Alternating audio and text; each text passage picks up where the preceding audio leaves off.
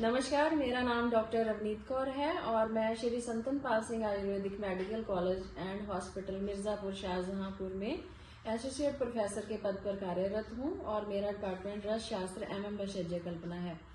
आज हम स्वर्ण प्राशन के बारे में बात करेंगे और हमारे समक्ष आज डॉक्टर साबिर अली सर जी हैं और ये बच्चों के विशेषज्ञ हैं।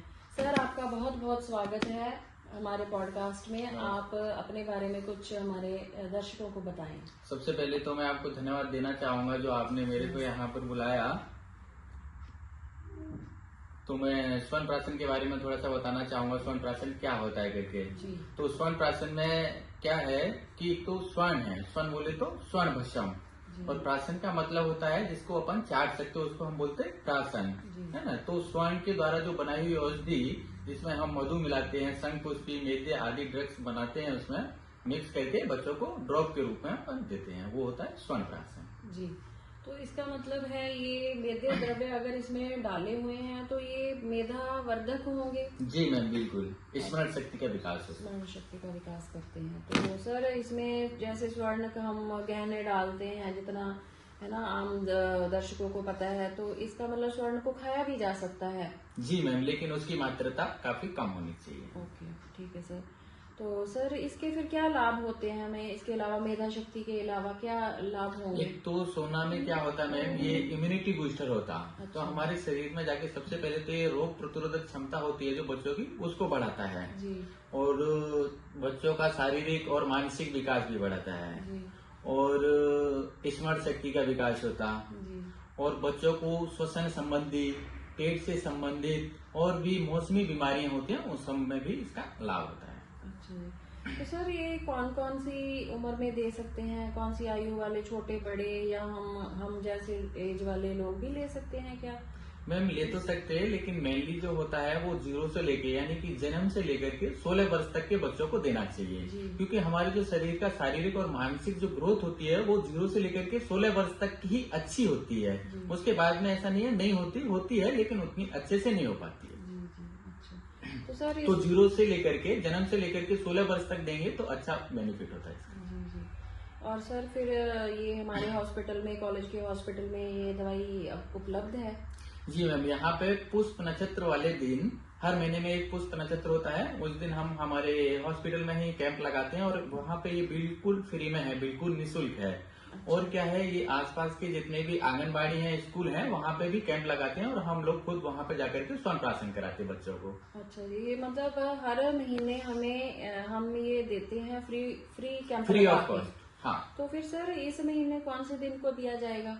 अभी 14 जनवरी को था और फरवरी की बात करें तो 11 फरवरी को है। जी जी। तो 11 फरवरी को हमारे हॉस्पिटल में भी कैंप रहेगा और हम बाहर भी स्कूल और आंगनबाड़ियों में कैंप लगाते हैं। जी जी जी, ठीक है।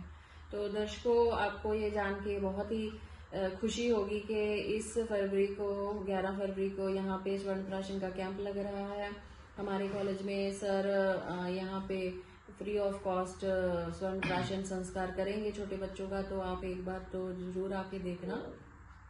इसके अलावा सर कुछ बच्चों के बारे में आप बताओ कि उनको स्वस्थ रखने के लिए हम क्या क्या सावधानियां बरत सकते हैं, जैसे मौसम बदलते हैं। तो मैम एक तो अभी मौसम थोड़ा सर्दियों का है, तो थोड़ा सा सर्दी से बचा के रखना चाहिए।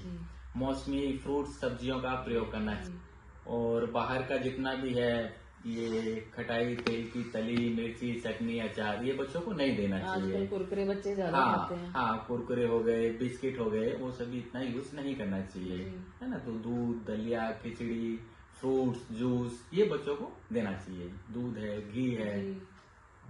और सर जो नवजात शिशु होते हैं उनको फिर कैसे स्वस्थ रखा जा सकता है?